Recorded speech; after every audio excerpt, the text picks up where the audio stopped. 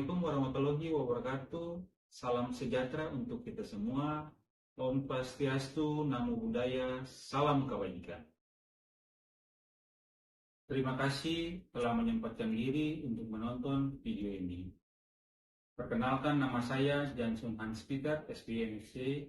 Saya merupakan salah satu staf dosen tetap pada Program Studi Manajemen Sumber Daya Perairan, Fakultas Perikanan dan Ilmu Kelautan, Universitas Patimura. Pada kesempatan ini, saya akan memaparkan salah satu mata kuliah yang saya ampu, yaitu mata kuliah Ekologi Kuantitatif. Mata kuliah ini menjelaskan tentang konsep kuantitatif dari aspek ekologi, populasi, dan komunitas yang diaplikasikan pada sumber daya wilayah pesisir, dan juga penggunaan perangkat lunak dalam pengelolaan ekologi kuantitatif, serta menginterpretasi hasil analisis. Mata kuliah Ekologi Kuantitatif dengan kode MSP 352 merupakan mata kuliah wajib yang diajarkan pada semester 5 dengan bobot SKS sebesar 2 SKS, yang terdiri dari 1 SKS teori dan 1 SKS praktek. Adapun metode pembelajaran yang saya gunakan pada mata kuliah ini yaitu DIA, Delivery, Interaction, dan Assessment. Delivery, di mana dosen menyampaikan materi kepada mahasiswa sesuai dengan rancangan materi yang ada di RTS. Interaction, di mana dosen membangun interaksi antara dosen dengan mahasiswa, mahasiswa dengan mahasiswa, serta mahasiswa dengan sumber bacaan. Assessment, yaitu teknik yang digunakan untuk mengukur sampai sejauh mana kemampuan mahasiswa dalam memahami materi yang telah diberikan. Teknik assessment dapat berupa tanya jawab, kuis di awal dan di akhir, atau di akhir saja, dan kemudian juga dapat berupa penugasan di akhir pelajaran. Sistem penilaian pada mata kuliah Ekologi Kuantitatif memiliki bobot penilaian masing-masing, yaitu sebagai berikut: 10% untuk kehadiran, 15% untuk tugas, 35% untuk UTS, dan 40% untuk UAS. Adapun capaian pembelajaran prodi yang dapat dicapai pada mata kuliah ini yaitu mampu menerapkan pemikiran logis, kritis, sistematis, dan inovatif dalam pengembangan atau mengimplementasikan iptek yang memperhatikan dan menerapkan nilai ilmiah dan moral sesuai dengan bidang keahliannya. Kedua, mampu menunjukkan kinerja mandiri, bermutu, dan terukur. Dan yang ketiga, mampu mengambil keputusan secara tepat dalam konteks penyelesaian masalah di bidang keahliannya, berdasarkan hasil analisis informasi dan data. Kemudian, capaian pembelajaran mata kuliah yang dapat dicapai yaitu mahasiswa memahami tentang sampling ekologi, mahasiswa mampu menjelaskan dan memahami parameter fundamental dari populasi dan komunitas, mahasiswa mampu menjelaskan dan memahami tentang sampling unit dan besaran sampel, mahasiswa mampu menjelaskan dan mengaplikasikan sampling mangrove. Berikut ini adalah cuplikan video pengajaran pada mata kuliah Ekologi Kuantitatif, khususnya pada pertemuan minggu ke-10. Selamat menyaksikan. Assalamualaikum warahmatullahi wabarakatuh. Semua, selamat pagi adik. Oke, hari ini semua dengan saya dengan mata kuliah Ekologi Kuantitatif di minggu ke-10, pertemuan ke-10, di mana kita membahas terkait estimasi yang menggunakan mangrove berdasarkan lingkungan hidup nomor 201 sampai 204. Sebelum kita memulai kuliah hari ini, kita mengawalinya dengan doa. Sebelumnya saya mempersilakan singkat yang untuk memimpin dalam doa. Terima kasih.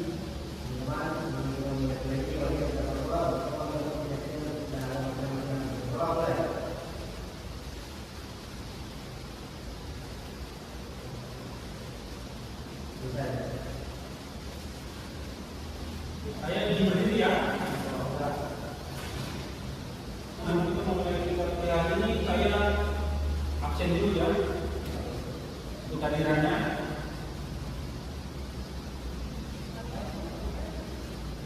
Jadi semuanya hadir ya. Kita lanjut ke mata kuliah untuk hari ini terkait estimasi untuk membangun berdasarkan lingkungan hidup nomor 21 sampai 24. Di mana untuk pembahasan yaitu mengikuti kondisi kerapatan mangrove dan mengikuti kondisi hutan mangrove. Seperti gambar mangrove ya.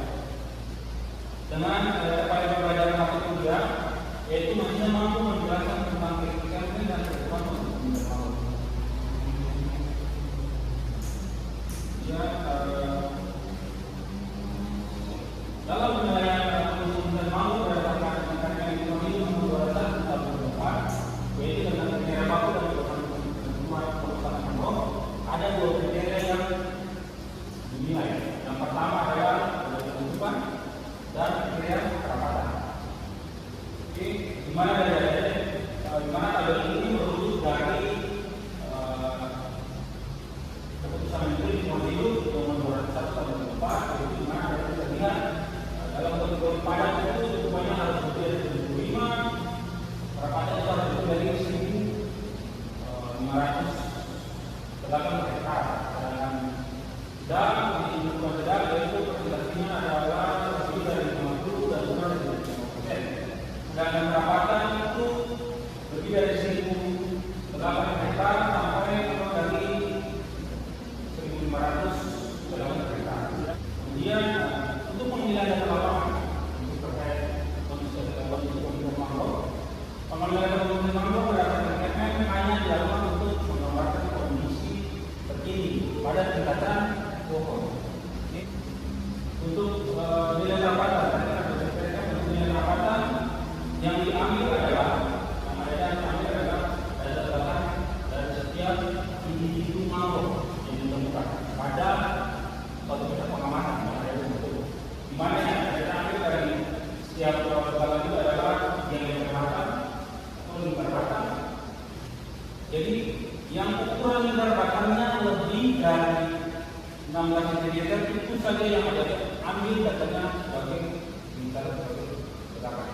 Sedangkan untuk tutupan, data yang ada ambil adalah tutupan tadi, yaitu ranting dan daun. Jadi apabila pengambilan data hanya dilakukan pada setiap tingkatan pohon mangrove, maka kerapatan pengamatan digunakan. Daripada bilang bahwa nilai setiap itu mengambil data kerapatan dan tutupan itu diambil dalam bentuk petaknya dalam bentuk. Oke, pada tingkatan kita ambil pada tingkatan pohon. Kira-kira pada tingkatan pohon itu kita ambil dengan ukuran petak berapa kali berapa. Ini terkait dengan pertemuan kita di minggu ke-9 kemarin terkait struktur komunitas yang kemarin kita ajarkan. Ada peta pengamatan yang dibentuk dalam beberapa tingkatan. Kalau pohon itu kita pakai ukuran peta pengamatannya berapa kali berapa? Oke, saya mungkin yang duluan.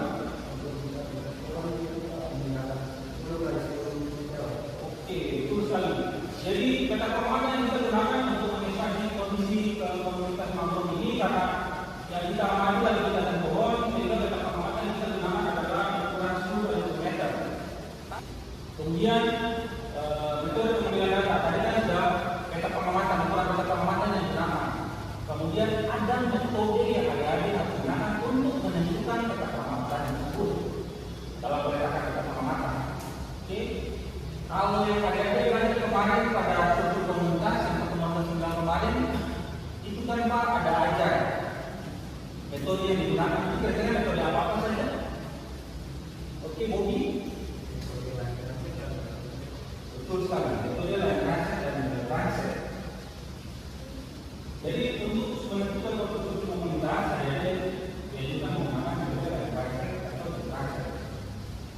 Oke, jadi di mana metode pairing sistematik yang dia menentukannya itu teratur, yang ditempatkan mengikuti garis transit yang telah dibentuk. Garis transitnya itu dari arah mana ke mana?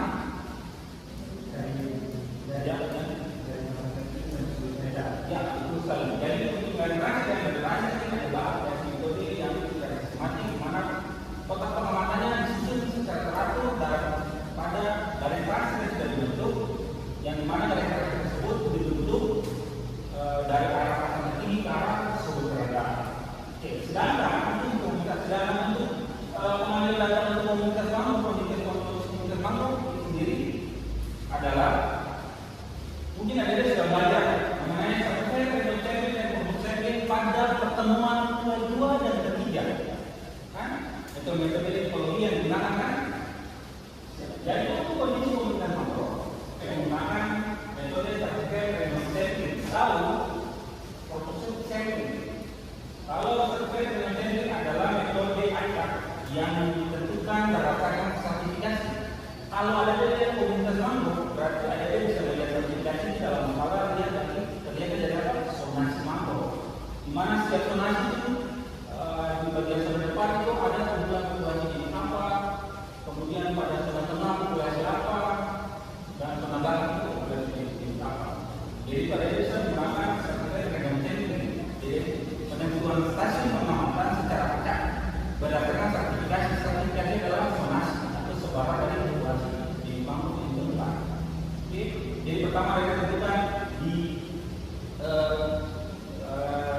zona populasi kan ada populasi Sopora Kulata, ada di stasiun di situ.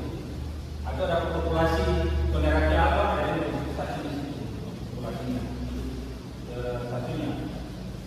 Kemudian kalau sedangkan populasi ini adalah metode acak juga, kemudian secara penentuan secara sengaja berdasarkan beberapa kriteria. Kriterianya itu seperti pada ini. Kalau kriteria itu ini ada mangrove yang terfragmentasi, jadi dalam pesisir di darat terus ada mangrove, tapi dia sudah terfragmentasi, dia sudah terpisah dengan satu populasi dengan populasi yang lain. Jadi ada dia bisa menggunakan sampling untuk menentukan keterwakilan dari setiap poligon mangrove atau dari setiap keluarga mangrove ini. Jadi ada bisa menentukan secara sengaja saya mau taruh satu stasiun di sini, satu stasiun di sini, satu stasiun di sini. Di mana stasiun ini dia akan menawarkan lokasi pada bagian sini. Ini pakai stasiun bagian A, bagian B, bagian C, dan bagian D. Jadi satu stasiun di sini ada yang sengaja menunjukkan di sini untuk mewakili menggambarkan kondisi mangrove pada bagian A. Satu stasiun di sini untuk menggambarkan kondisi mangrove bagian B dan bagian C dan bagian D. Ya. Sedangkan kalau sertifikat random sampling ada yang berdasarkan apa? Berdasarkan zonasi. Jadi kemudian Pak kira-kira pasti ada pertanyaan, tapi Pak kira-kira untuk mangrove kita tidak kita menggunakan pakai lain-lain dan bisa. Selama penentuan itu masih penentuan saja masih ada peta pengamatan yang kita gunakan, itu kita bisa mengestimasi kondisi mangrove. Tetapi kalau ada penelitian yang pada waktu yang lama, punya waktu penelitian yang lama, terus lokasi kajian yang tidak terlalu luas, adanya matanya bisa seperti ada atau sedangkan kalau ada itu hanya memiliki waktu penelitian yang sangat sempit, mungkin 1 minggu. Dengan kondisi luasan mangrove yang luas, di mana pada bayangkan ini ada data-datanya sudah harus terpapar semua. Karena itu masalahnya menggunakan sertifikat random atau sampling supaya menentukan stasiun berdasarkan keterwakilan lokasi. Jadi kalau bilang A, B, D, D. Ada yang kita taruh di stasiun di lokasi A, di stasiun di lokasi B, lokasi C, dan lokasi D, supaya setiap stasiun itu dia menggambarkan kondisi mangrove atau struktur mangrove pada setiap lokasi tersebut. Kemudian untuk perawatan mangrove, ini untuk mengukur kalian pakai bahwa mengambil data lingkar batang. Jadi pengukuran lingkar batang itu harus setinggi dada orang dewasa. Tapi kalau bergerak dia dimensi 1,6 meter. Jadi dengan perkiraan pengukuran seperti ini, kalau ada memang cabang seperti ini, ada yang itu juga bertambah. Biasanya itu ditentukan pada jenis Sopora kamera atau Sopora Jerosa dalam individu perakaran, tapi muncul percabangan. Kalau memang percabangan itu muncul pas di dada pada hari, itu harus ukur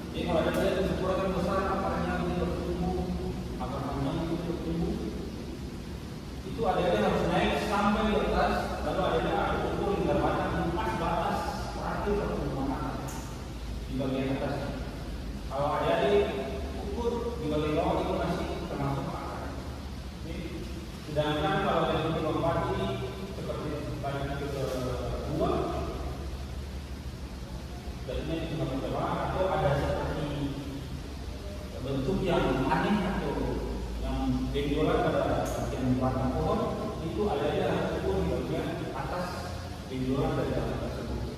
Kemudian ada pun rumus perapatan yang harus kita gunakan untuk mengestimasi kondisi mangrove berdasarkan nilai perapatan.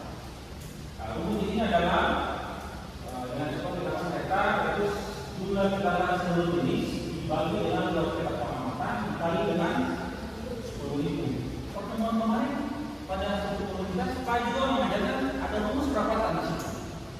Kira-kira rumus tersebut sama atau tidak? Oke, rumus tersebut beda. Kira-kira rumus yang kemarin itu apa? Bisa disebutkan rumusnya? Rumusnya rumus perapatan untuk suku komunitas ya? Suku komunitas. Perapatan adalah sama dengan jumlah individu, jenis, dibagi dengan luas petak pengamatan.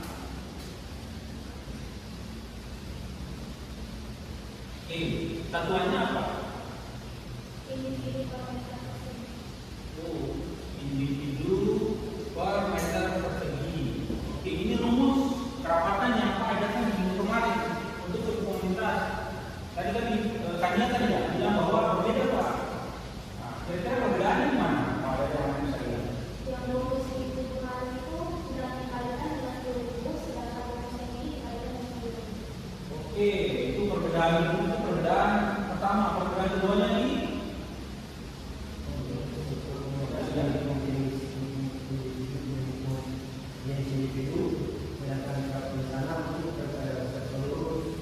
oke, jadi di sini ada dua perbedaan yang tadi sudah disebutkan oleh Sania dan Ria.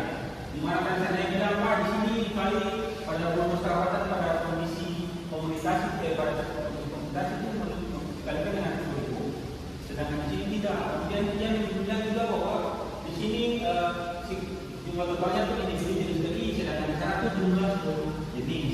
Betul sekali ya tadi Ian dan Sania sudah jelaskan. Jadi kalau itu rumus yang ini dia menjelaskan dalam tingkatan komunitas. Sedangkan yang ini yang untuk komunitas ini untuk menjelaskan dalam tingkatan populasi. Jadi perapatan untuk populasi, contohnya perapatan populasi reseptora populata, reseptora populata itu nilai perapatannya masing-masing. Sedangkan kalau untuk menjelaskan kondisi komunitas mangrove itu dia tidak melihat dalam tingkatan populasi tapi dalam tingkatan komunitas. Jadi seluruh jenis yang ditemukan dalam setiap petak pengamatan ada dua. Yang ada dua di dalam petak pengamatan ada dua di setiap stasiunnya. Tadi pas bilang setiap stasiun itu ada berapa pengulangan tadi? Ada 3 pengulangan. Jadi ada dari situ jumlah seluruh sedangkan dengan ukuran lebih dari 16 intervalnya lebih dari 16 cm. Ada yang ukur ada yang hitung berapa jumlah ledakan yang lebih dari 16 itu di dalam setiap 3 petak pengamatan yang ada di sekitar. Jumlah total seluruhnya baru ada dibagi dengan luas petak pengamatan. Contohnya kalau Pak kasih ada 3 petak pengamatan berarti luas petak pengamatannya dibagi dengan berapa? 300, betul sekali. Dibagi dengan 300 baru dikali dengan 10.000. Karena kenapa dikali 10.000? Karena di sini satuannya adalah hektar. Berarti dikonversi hektar berarti harus dikali dengan 10.000. Oke, sedangkan kalau perapatan dari populasi untuk komunitas ini dia punya satuan adalah individu per meter persegi atau individu per 100 meter persegi. Jadi untuk perapatan pada suatu komunitas ada punya satuannya individu per meter persegi atau individu per 100 meter persegi. Sedangkan kalau untuk kondisi perapatan mangrove untuk menilai kondisi mangrove itu satuannya adalah ledakan per hektar. Oke. Selanjutnya kehidupan dalam itu kembali untuk mengenal ada kehidupan lain. Oke, untuk mengenal kehidupan dalam mangrove. Tadi sebelumnya apa bilang yang itu adalah foto dari kehidupan kanopi yang terdiri dari foto ranting dan daun. Jadi ada metode untuk mengambil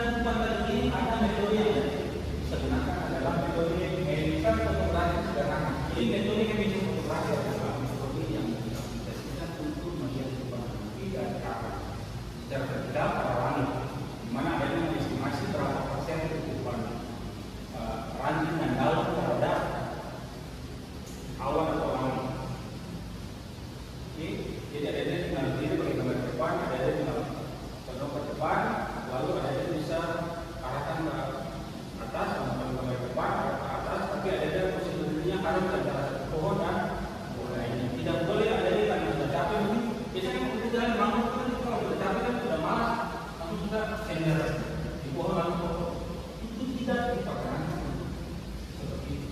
Tetap harus seperti itu ada individu yang baiknya pada itu. Oke, supaya data tutupan yang terambil adalah tutupan tadi dari ranting dan daun. Kalau sender ke pohon pada dari foto yang terambil di dalam foto adalah gambar batang pohon. Berarti itu ada lagi estimasi tutupan ranting dan daun, tetapi estimasi tutupan batang pohon. Berarti itu sudah salah dalam pengambilan datanya. Menurutnya adalah analisis tutupan tadi tersebut. Jadi aplikasi yang ada di dalam adalah aplikasi MSD. Ini tampilan aplikasinya adalah seperti ini. Seperti saja dengan ini. Kemudian ada lakukan tahapan pertama adalah untuk menganalisa menggunakan MSD. Yang pertama adalah membuka dulu file downloadnya. Kita ingin estimasi. Kemudian setelah itu kita merubah foto dari 16 bit ke 8 bit. Kemudian kita melakukan threshold. Di mana proses threshold itu merupakan untuk memisahkan konten dari dalam sebuah gambar dengan cara menggunakan dengan ambang batas. Setelah melakukan threshold, ada yang bisa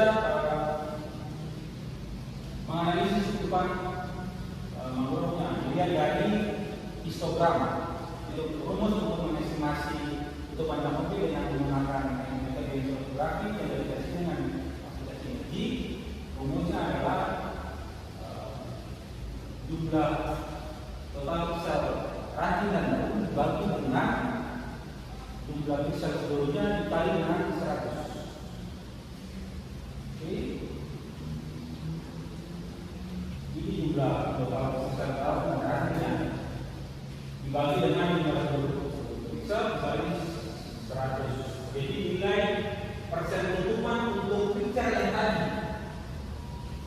Dari pasti yang dari open file melakukan perubahan dari 16 bit ke 8 bit, kemudian melakukan threshold dan dari nilainya itu secara itu pada waktu dia memiliki persen tutupan sebesar 90,38%. Kalau dirujuk dari KM itu tutupan daun dan piksel itu dia sudah kategori padat. Ini adalah contoh penelitian yang pernah saya lakukan terkait dengan metode histografi dan perawatan. Yang terdapat di tahun 2023 dengan judul Makro Distribusi dan Estimasi of Closure Kondisi. Dan boleh disimpan yang besar program yang ini dari Makro Community of Wider Affairs. Jadi di dalam penelitian ini yang saya lakukan yang berbeda, kami mengestimasi tutupan kanopi berdasarkan dengan zonasi atau berdasarkan sertifikasi.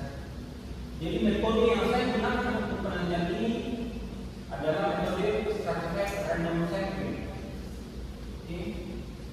Di mana ada misalnya bahwa saya mengestimasi kemana tutupan kanopi berdasarkan populasi jenis mangrove. Jadi saya populasi AC ini adalah Acacia temperatur, AE adalah Acacia lanata, BP beberapa flor, Cactus terus interior ini dari pangkutikan, sekolah pelata, sekolah coronata, sekolah glosa, silipora hidrogracia dan menara alfa. Di mana saya mengestimasi saya mereka berdua kemudian melihat tutupan mampu pada setiap itu bermana sama atau berapa. Oke, ini adalah peta hasil sebaran dari nilai persen depan. Kemudian dari penelitian ini ada juga penelitian dengan kolaborasi antara di mana kami mengestimasi tutupan mampu berdasarkan IFR dan tutupan tadi pada mampu motivasi dan utama. Jadi dari hasil IFR yang saya lakukan kondisi ini yang dipasok dengan kondisi garam sedang padat. Saya kembalikan dengan data tutupan tadi. Jadi stasiun yang saya tentukan di sini ada jarak 1 ke jarak 5 sampai sangat pada 1 sampai sangat pada 5. Ini saya menggunakan metode proporsi sampling. Oke, Ada pun latihan yang kita bisa kerjakan sama-sama. Kita hitung nilai kerapatan dan juga menghitung tutupan nomor. Ada semua untuk kita menghitung nilai kerapatan dan bagaimana menghasilkannya. Oke, tadi rumusnya bagaimana? Rumusnya adalah jumlah tegakan seluruh jenis dibagi dengan luas spektra pengamatan dikali dengan 20.000. Oke, di sini kira-kira untuk stasiun satu ini berapa jumlah total tegakan? Ingat, perhatikan. Tadi saya sudah ngomong bahwa pengambilan yang dihitung hanya lingkar batang yang lebih dari 16. Oke, ya, kira-kira ada berapa tegakan? 32 ya. Oke, 32. Sudah kita dapat beda pengamatannya. Kira-kira berapa? 300 meter persegi ya. Karena ada 3 meter pengamatan dan 2 pengulangannya. Oke, tadi jumlah total tegakannya kan 32. Nanti 32 dibagi 300 dikali dengan 10.000. Oke, sama dengan hasilnya 1066 tegakan per hektar. Kalau kita akan mempraktikkan cara menghitung persen menggunakan aplikasi Menji. Nah, dari sekarang bukan dulu ada yang punya aplikasi Menji sudah kita pabrikan sudah. Oke, kemudian yang pertama yang harus ada dilakukan adalah membuka file. Tinggal ada di file di sini, di file, lalu terus pilih open file.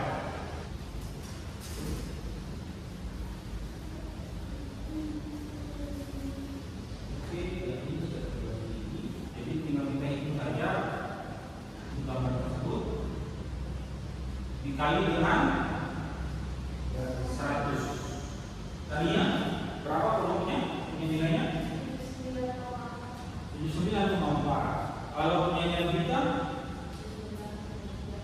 79,3. Saya ingin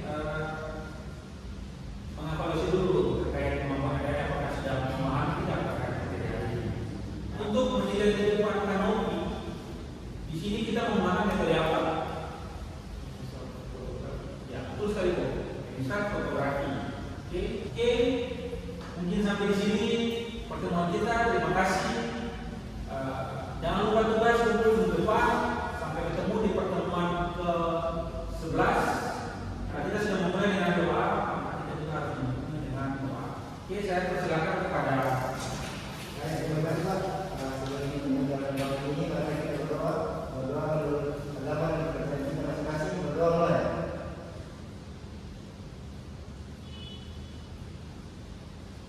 Selesai. Terima kasih.